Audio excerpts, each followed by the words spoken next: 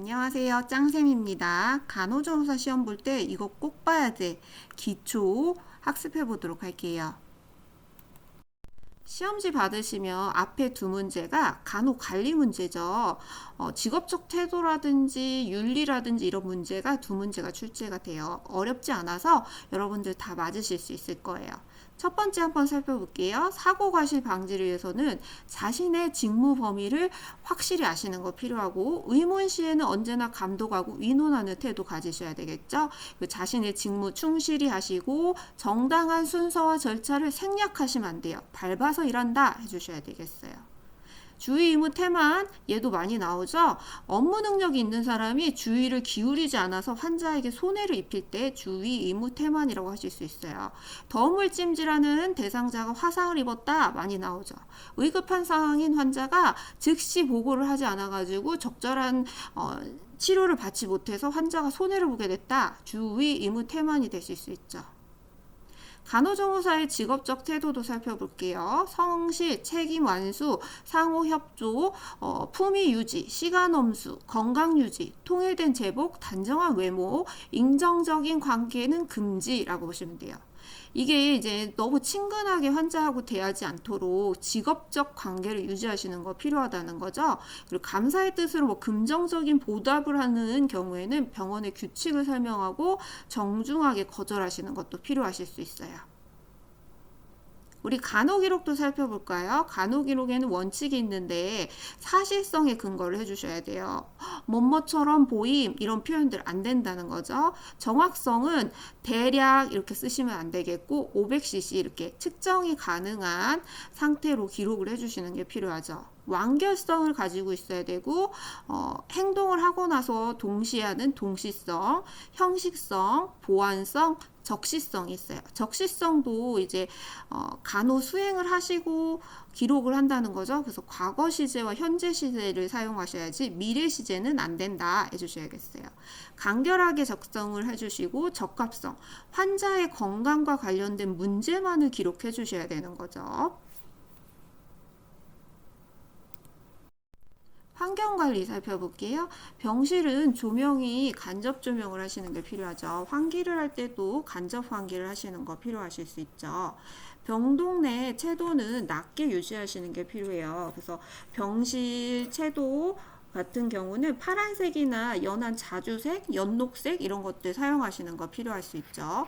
병실 온도는 20에서 22도예요. 습도는 40에서 60%. 호흡기 환자인 경우에 습도를 조금 더 올리셔도 되죠. 소음은 30dB 정도를 유지하시고 안전한 환경 살펴보시면 예리한 유리 기구 파손 시에는 즉시 처리를 해서 사고를 예방하셔야 되죠. 소독제나 내복약은 구분을 해서 보관을 해주시는 거 필요하고 오염 세탁물은 분리 처리하셔야 되죠. 화재 대피할 때 우리 헷갈릴 수 있는 게 화재실이 먼저 나와 있다면 화재실을 우선시 해주셔야 돼요. 그 다음에는 거동이 가능한 환자, 경증 환자, 중증 환자 순서대로 대피를 시키시는 거 필요하죠. 소화기를 사용할 때는 바람을 등지고 노즐을 빗쓸듯이 하시는 게 필요한데 소화기 자체를 평상시에 보관할 때는 햇빛과 습기에 노출되지 않게 보관하시는 거 필요하실 수 있어요. 세척 보시면 대부분 객담이라든지 혈액에 묻은 경우는 단백질이 응고를 방지하기 위해서 찬물을 먼저 사용하시고 더물과 비누로 세척하시는 게 필요하다 해주시면 돼요. 혈액 같은 경우는 특히나 과산화수소가 응혈된 혈액을 제거하는 데 효과적이실 수 있죠. 고무 제품 세척하실 때는 세척을 끝난 다음에 물기를 제거하시고 응달에 널어서 보관하시는 거 필요할 수 있죠. 그리고 관이 있는 고무 제품 같은 경우는 물을 한번 통과시키는 거, 통과하고 나서 멸균을 돌린다든지 하실 수 있죠. 사용한 조절기 같은 것들은 반드시 빼놔서 고무가 눌리지 않게 하시는 거 필요할 수 있고 고무 방석이나 물주머니 같이 이렇게 주머니 같은 경우는 공기를 넣어서 보관해 놓는 거, 모양을 그대로 유지하시는 게 필요하실 수 있어요. 변기나 소변기는 매일 아침에 솔로 닦고 소독약으로 헹구시는 거 필요할 수 있죠. 물품 보관 살펴보시면 소독이 최근인 것일수록 뒤쪽에 놓으시고 임박한 것일수록 앞쪽에 놔주셔야 되죠. 하지만 먼저 사용할 물건은 맨 앞줄에 보관하시는 게 필요해요. 약은 환자별로 분류해서 보관하시고 물품은 가능한 환자 전용으로 사용하시는 게 필요할 수 있죠. 공용으로 사용하는 물품들은 다른 환자 사용하기 전에 소독을 꼭 하시는 게 필요해요. 퇴원 환자 침상은 꼭 상두대라든지 매트리스가 소독약으로 한 번씩 닦아주시는 거 꼭 필요하실 수 있죠. 폐기물 문제도 빠지지 않죠. 폐기물 살펴볼게요. 격리나 손상, 조직물류 폐기물은 합성 수지류 상자에 넣어주시고 그 밖에 의료 폐기물들은 봉투형이라든지 상자형 폐기물통을 사용하실 수 있죠. 우리 사용했던 주사기의 바늘은 대씌우지 않죠? 구부리거나 버리지 않고 손상성 폐기물에 버려주셔야겠어요. 대씌워야 될 경우는 한성 기법을 이용해 주셔야겠죠. 폐기물 종류 한번 살펴보시면 격리 의료 폐기물 있죠. 얘는 격리실에서 사용했던 모든 물품은 격리 의료 폐기물이다. 앞에서 얘기 드렸듯이 합성 수지 상자에 보관을 하시고 붉은색 도형 표시가 돼 있어야 되죠. 7일간 보관을 하세요. 위의 의료 폐기물은 조직물류 폐기물과 혈액오염 폐기물 헷갈릴 수 있어요. 남은 혈액, 혈장, 혈액 제제, 폐, 혈액 조직물류 폐기물이에요. 근데 혈액백에 혈액을 다 맞고 나서 빈 봉지가 남았다. 혈액 투석하고 사용했던 물품들이다. 걔는 혈액 오염 폐기물이라고 보시면 돼요. 그 다음에 우리가 항암제라든지 항생제라든지 백신을 폐기할 때는 생물화학 폐기물이 되시겠어요. 손상성 폐기물은 아까 얘기 드렸듯이 주사바늘 그리고 한방침 파손된 유리 제품들도 여기에 손상성 폐기물에 버려주실 수 있죠. 손상성 폐기물은 다른 보관일이 15일인 대비해 30일이 되실 수 있어요. 일반 의료 폐기물 가장 많이 나올 수 있죠. 혈액, 체액, 분비물, 배설물이 함유되어 있는 탈지면, 붕대, 꺼즈, 일회용 기저귀, 생리대, 일회용 주사기, 수액 세트들이 다 일반 의료 폐기물이다 해주시면 돼요. 노란색 상자형 용기에 사용하실 수 있죠. 봉투형을 사용할 땐 검은색이에요. 우리 색깔이 녹색인 애는 인체 중에 재사용하는 태반 하나만 녹색이에요. 그래서 색깔이 붉은색과 노란색 구분하시면 되시겠죠. 그리고 보관하는 기간이 격리가 7일이고 손상성이 30일이고 나머지는 다 15일이 되실 수가 있겠어요. 해부학 살펴보도록 할게요. 우리 몸의 구성은 세포와 세포 사이즈 물질, 체액으로 구성이 되어 있죠. 체액은 물 성분이라고 보시면 돼요. 세포 내액과 외액이 있는데 내액이 3분의 1을 더 많이 차지하고 있죠. 세포는 세포막과 세포질, 핵으로 구성이 되어 있죠. 세포막은 겉을 싸고 있는 물질로 물질 소송이 일어나요. 세포질은 생리화학적 반응이 일어나고 유전 물질과 관련된 것들은 핵에서 물질 대사가 일어나죠.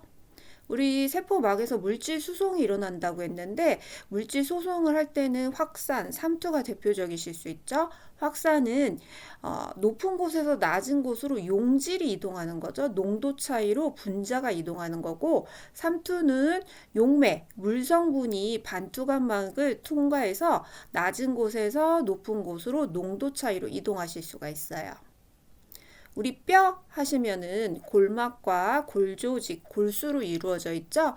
골막은 겉을 싸고 있는 부분으로 뼈를 보호하고 뼈를 재생시키고 근육이나 힘줄이 붙는 부위라고 보시면 되겠죠.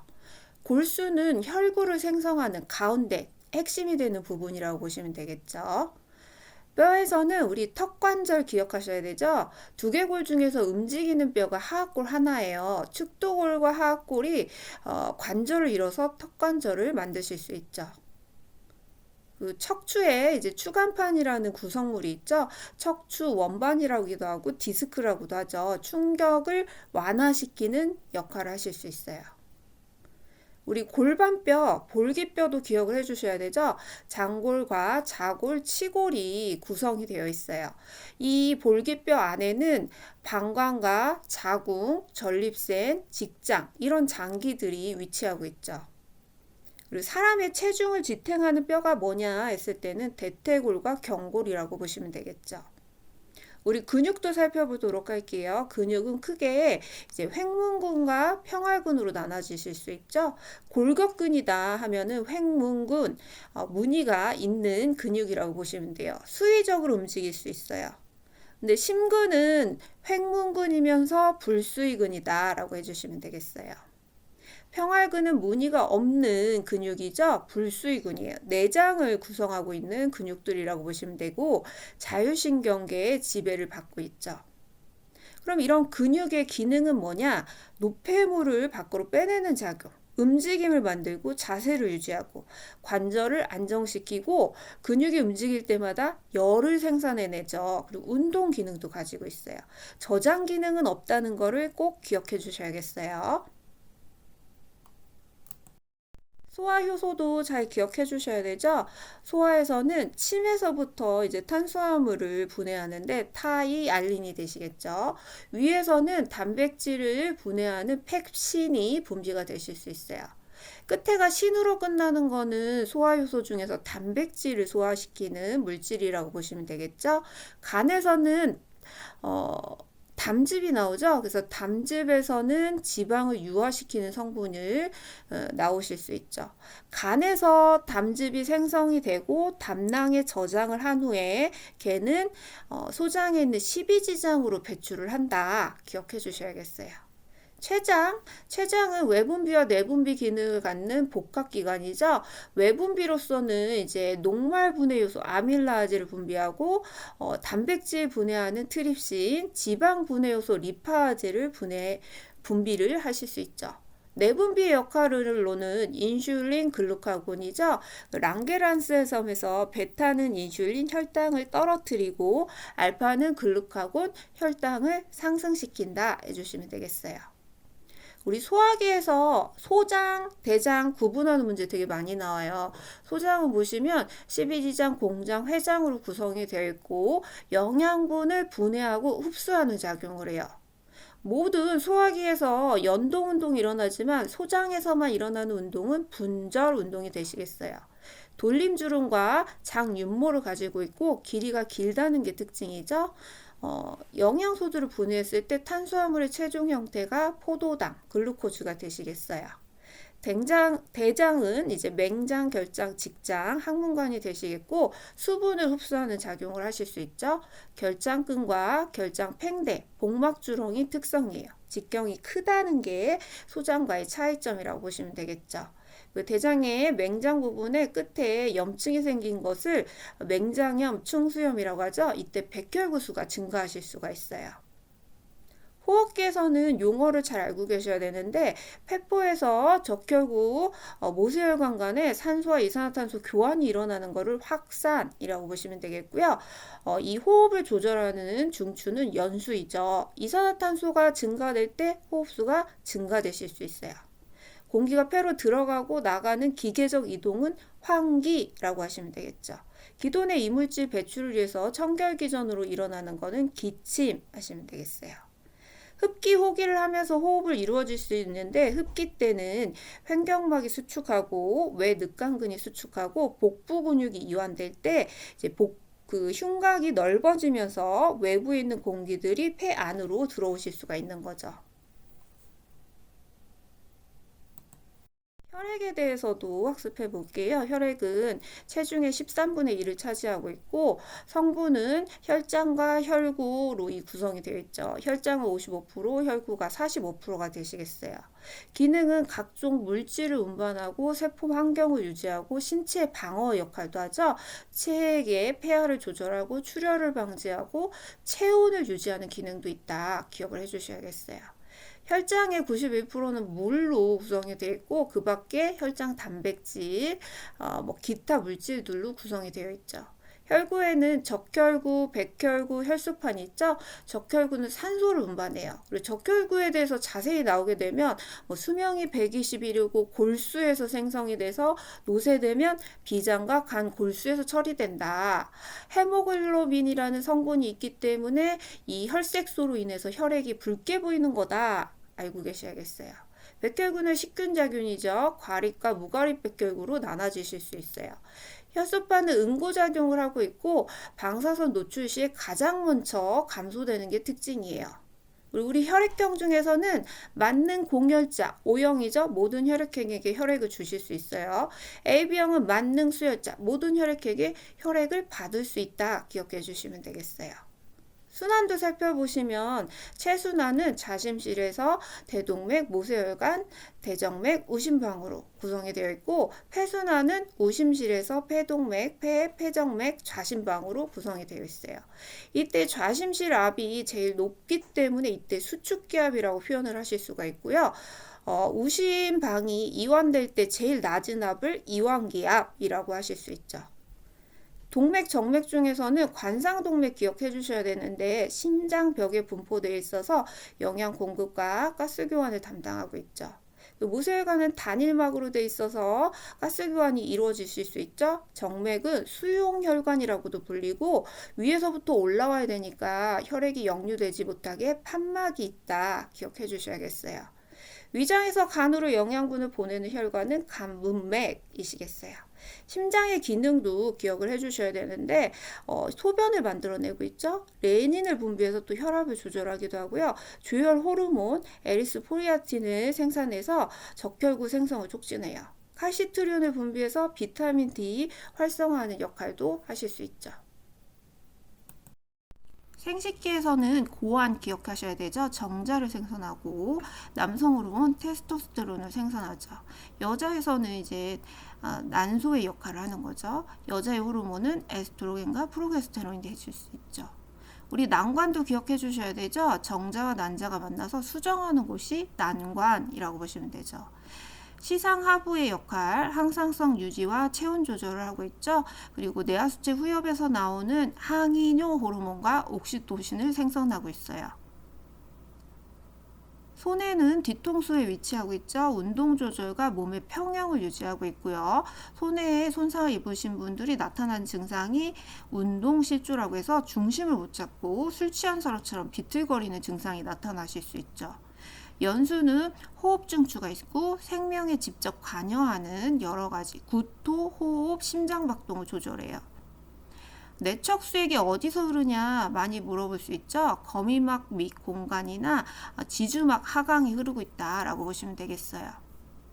교감신경, 부교감신경 구분하시면 교감신경은 우리 스트레스 받았을 때 흥분되면 나타나죠. 동공은 확장되고 눈물샘은 억제되고 수정체의 두께를 조절하는 선모체근은 이완이 돼서 멀리 볼 수 있게 만들 수 있어요. 침샘은 억제가 되고 소화분비샘도 억제, 연동운동도 억제, 심박동수는 촉진되실 수 있죠. 기관지도 넓어지고 방광은 이완이 돼서 소변을 참으실 수 있는 거죠. 조인구는 수축하고 혈관도 수축하실 수 있겠어요. 호르몬에서 성장 호르몬은 아동기에 과잉이 되면 거인증이 생기고 성인이 되면은 말단 비대증이 발생할 수 있죠. 항인 호르몬은 감소될 때 요붕증이라고 해서 소변이 증가되는 증상이 나타나실 수 있죠. 갑상생 호르몬은 타이록신 감소됐을 때는 성장기에는 크레티즘이라서 난장이 백치가 될 수 있고요. 성인이 된 후에는 점액 수종이라고 불릴 수 있죠. 증가됐을 때는 그레이브스병이라고 하실 수 있죠. 부갑상생 호르몬은 혈중의 칼슘 성분을 높이는 일을 하고 있어요. 갑상선에서 나오는 칼시토닌이 기량작용을 하고 있죠. 혈당을 높이는 호르몬 묶어보시면 글루카곤, 코티솔, 성장 호르몬, 에피네프린이 될 수 있죠. 우리 피부의 기능도 기억하시면 보호하는 작용, 방벽, 감각작용, 체온을 조절하고 배설, 분비작용, 비타민을 합성작용을 하실 수 있죠. 피부의 층은 표피, 진피, 피하 조직이 되실 수 있죠. 핵심적인 기능들을 하는 거는 진피가 되실 수가 있는 거죠. 감각기계에서는 눈과 귀를 기억해 주셔야 되죠. 눈에서는 홍채, 카메라의 조리개 역할을 하죠. 동공 크기를 조절한다. 수정체는 망막이 물체의 실상을 만드는 역할을 하고, 선모체 모양체는 근육의 수축으로 수정체의 두께를 조절해서 초점을 맞추는 역할을 하죠. 유리체는 안구의 내압을 유지하고 영양 공급하고 눈의 모양을 유지하는 작용을 할 수 있어요. 귀에서는 중위에 위치하고 있는 귀관, 이관, 유스타키오관을 기억해 주셔야 되죠. 인두하고 연결이 돼 있어서 고실 내 압력을 조절해요. 그 중이염을 24개월 이내에 아이들에게 중이염을 유발할 수 있죠. 그리고 소리의 자극을 지각하는 부분은 뇌의 달팽이관이고, 몸의 평형을 유지하는 것은 전정과 방골이관이 되시겠어요.